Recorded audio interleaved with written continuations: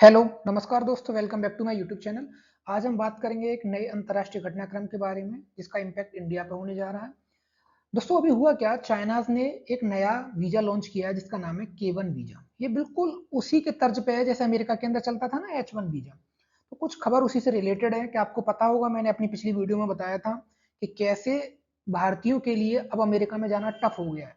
वो भारतीय जो हाईली स्किल्ड थे, जो आईटी सेक्टर्स में जॉब करते थे या हेल्थ केयर में जॉब करते थे, उनको अमेरिका एक स्पेशल वीजा देता था, that is called H1 visa.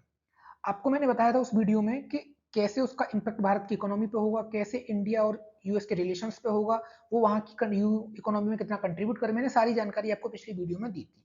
और उसमें क्या किया था कि United state of America, USA के जो प्रेसिडेंट है डोनाल्ड ट्रंप, उन्होंने $1 लाख की फीस लगा दी थी, किस पे, H1B वीजा पे। अब उसका इम्पैक्ट क्या हुआ कि हर भारतीय उस चीज को सपोर्ट नहीं कर सकता था या उसे अफोर्ड नहीं कर सकता था। तो उसी को ध्यान में देखते हुए चाइना ने क्या किया, बड़ी चालाकी से एक नया वीजा लॉन्च किया, that is K1 visa. China ने बोला कि साहब आप हमारे यहाँ आइए, अगर आप हाईली स्किल्ड हो तो आप हमारे यहाँ आइए। बिल्कुल सेम अमेरिका की तर्ज पर उन्होंने लॉन्च किया। अब आप सोच रहे हैं, मतलब भारत के टैलेंट पे दुनिया की नजर है, केवल भारत की नजर नहीं है।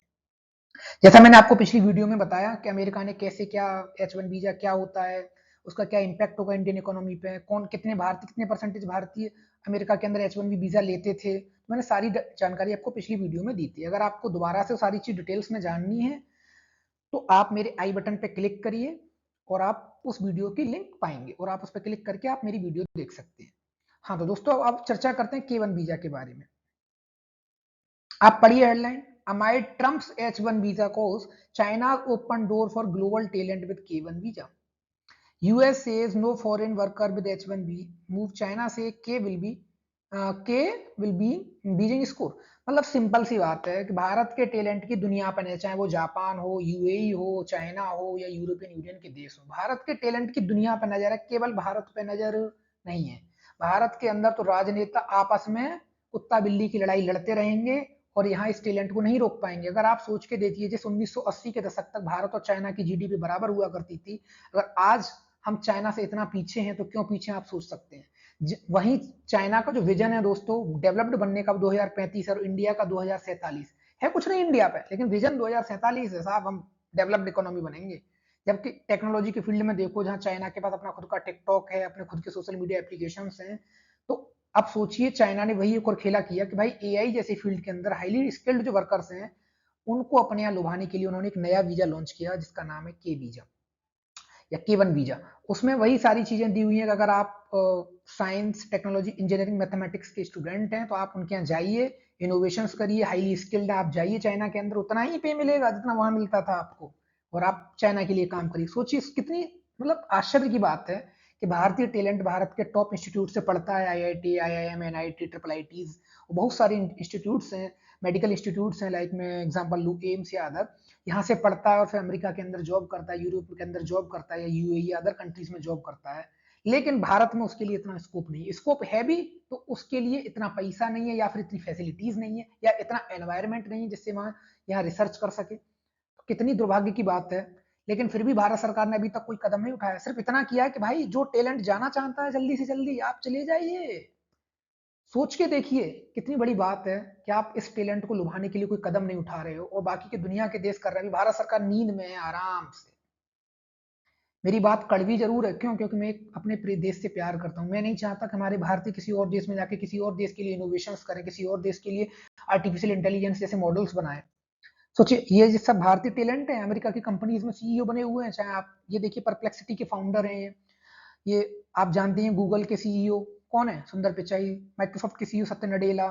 आप ये देखिए आईबीएम के सीईओ, हाँ पहले ट्विटर के सीईओ रह चुके हैं पराग अग्रवाल। तो इतने सारे लोग, एडोबी के अंदर देख लीजिए, तो बहुत सारे लोग हैं जो इंडिया से पढ़े हुए हैं। ये सब आईआईटी आईआईएम से पढ़े हुए हैं, अमेरिका में गए, वहां इन्होंने अपना हुनर दिखाया, वहां की सिलिकॉन वैली में लोगों को एनवायरमेंट मिला अपने आप को प्रूव करने के लिए। और ये देखिए आज उन टेक्नोलॉजी कंपनीज के सीईओ हैं जिनकी वजह से आज दुनिया एग्जिस्ट करती है। आप सोच के देखिए, अगर माइक्रोसॉफ्ट ना हो तो आपका डेटाबेस हो, विंडो हो गया, अज्योर जैसी फैसिलिटीज हो गई, कहाँ लाई करोगे आप। अगर सोच के देखिए, गूगल ना हो तो आपका सर्च इंजन, आप 90% रिलाई किस पे हो, गूगल पे हो। आपके गूगल का जेमिनाई हो, गूगल के इतने प्रोडक्ट हैं यू कैन नॉट इमेजिन। सोच के देखिए कि आईबीएम जैसी कंपनी ना हो तो कंप्यूटर के फील्ड में आए थे न्यू न्यू रिसर्च कैसे आए। परप्लेक्सिटी, सोचो भारतीय मूल के हैं लेकिन कहाँ है, अमेरिका के अंदर बैठ के बनाया है। तो सोचिए। और दूसरा दोस्तों एक और चीज है, इन लोगों की चुप्पी। ये लोग बिल्कुल चुप रहते हैं। अगर यही इजरायली होते ना, इजराइल लोगों की यही तो खास बात है, वो अपने देश के लिए लड़ जाते हैं, लेकिन ये लोग बिल्कुल शांत रहते हैं। भाई इनको क्या, तो एलिट एलिट क्लास के लोग हैं, बस शांत रहना है। मेरा तंज, अच्छा कमी इन लोगों की भी नहीं, कमी क्या है, भारत के अंदर इन्वायरमेंट नहीं है, भारत के अंदर ऐसी सड़कें नहीं है, भारत के अंदर इकोसिस्टम्स नहीं है जहां रिसर्च एंड डेवलपमेंट हो सके। जहां हम फ्री वीज के ऊपर 86,000 करोड़ का बजट है, वहीं हमारे आर एंड डी का बजट कितना है आपको पता है कुछ? कुछ इंडिया की जीडीपी का कितना परसेंट है? 1% से भी कम इंडिया की जीडीपी का। आप इमेजिन करके देखिए हम आर एंड डी में कहाँ लाई कर रहे हैं। फिर हम सोचते हैं कि भारत का स्टेम मतलब साइंस टेक्नोलॉजी इंजीनियरिंग मैनेजमेंट के स्टूडेंट भारत में रुके। How is it possible? Bharat की कोई बड़ी कंसल्टेंसी फर्म नहीं है, जैसे जेपी मॉर्गन वहाँ की एक बड़ी बैंक है, या डिलॉयट है, ऐसी बहुत सारी कंपनियां हैं यूएस और अमेरिका की, या यूरोपियन यूनियन की, जापान की, लेकिन इंडिया की कहाँ है? बहुत बड़ी बात है दोस्तों, लेकिन भारत सरकार फिर भी सो रही है। यहाँ तो बस कुत्ता और बिल्ली की लड़ाई में आपस में राजनेता अपनी मलाई खाएंगे, और जनता, समझ ही रहे हो, जनता मूर्ख बनती रहेगी फ्रीबीज के नाम पे। और बस यही सब है। अब सोचिए, अब न्यूज क्या है, मैं आपको वो सारी जानकारी देता हूँ। China launches its own H1B style K visa to attract STEM talent. Line पढ़िए दोस्तों, स्टेम टैलेंट, स्टेम समझ रहे हो ना, STEM talent, STEM talent, science engineering technology management, science engineering technology management. तो ये, और मैथमेटिक्स, एम से मैथमेटिक्स है बेसिकली, या मैनेजमेंट समझिए, जैसे आईआईएम से पढ़े हुए स्टूडेंट मैनेजमेंट में जाते हैं, या मैथमेटिक्स।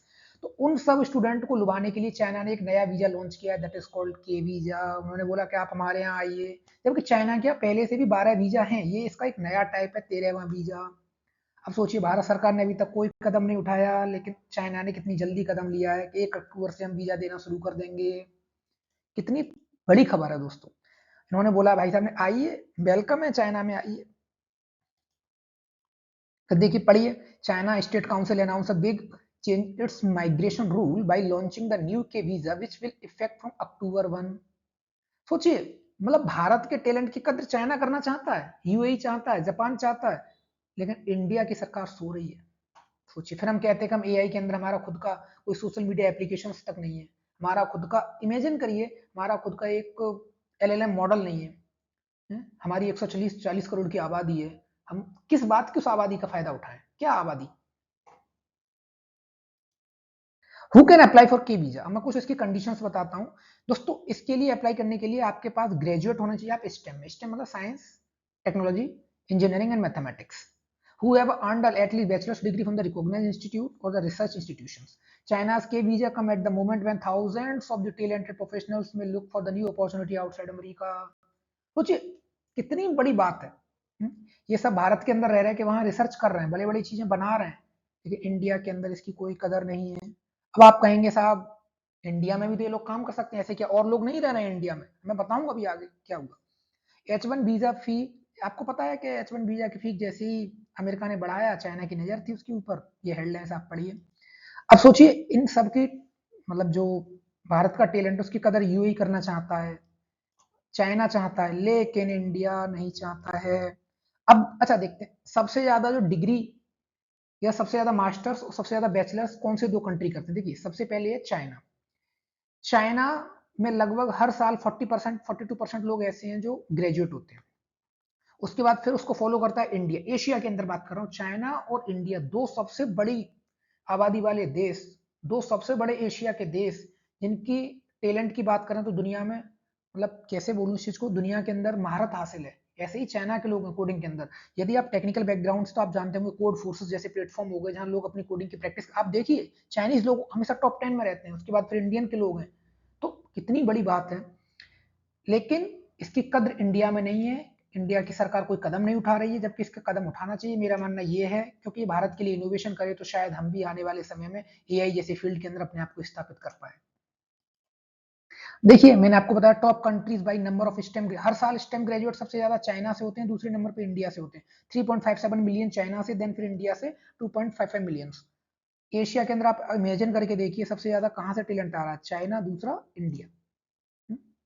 लेकिन इसकी कद्र बाहर के देश तो कर रहे हैं, क्योंकि यहाँ के आईआईटी, आईआईएम, एम्स और यहाँ के टॉप आईआईएससी जैसे इंस्टीट्यूट से पढ़ पढ़ के टैलेंट वहां जा रहा है, लेकिन इंडिया में कोई वो नहीं।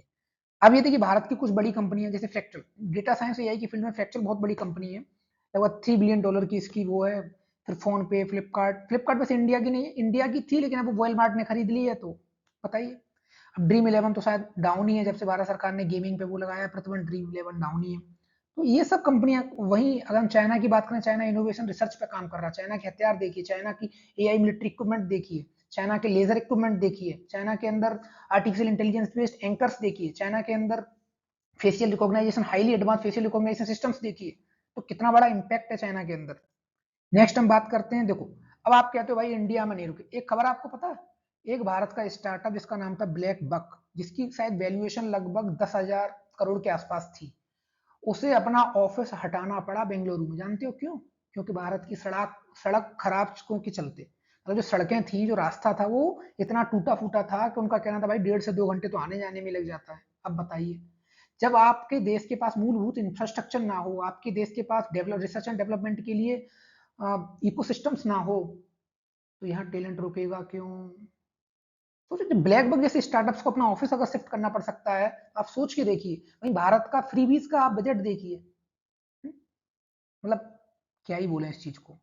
देखिए इस तरह की सड़कें, shocking reasons behind the startup Bengaluru exist, black buck to dish Bengaluru tech corridor over the crumbling roads. इस तरह के रोड्स हैं, ये रोड्स के सामने की रोड है ये, सोचिए।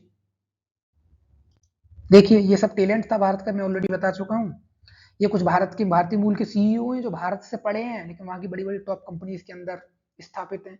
ऐसे बहुत भारतीय, लगभग 3.5 लाख से ऊपर भारतीय अमेरिका के अंदर आईटी सेक्टर्स में काम कर रहा है, IT, hotel management and health care के अंदर, जिसकी भारत में। अच्छा, अब भारत सरकार क्या कर रही है? भारत सरकार तो अभी सो रही है भाई साहब। भारत सरकार तो बस जब जागेगी, जब अभी भारत सरकार, बिहार का इलेक्शन है, अभी और 1-2 इलेक्शन होगा, उन पर ध्यान देगी, उसके बाद फिर कुछ डिसीजन होगा।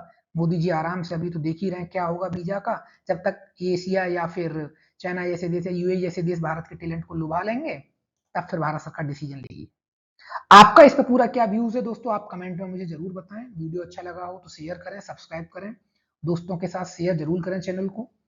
और अपना व्यू और परसेप्शन देना बहुत जरूरी होता है। यदि आप रियलिटी में किसी कंपटीशन एग्जाम की तैयारी कर रहे हैं, जहां करंट अफेयर से रिलेटेड क्वेश्चंस हैं, आप डेली हमारे वीडियोस को देखिए।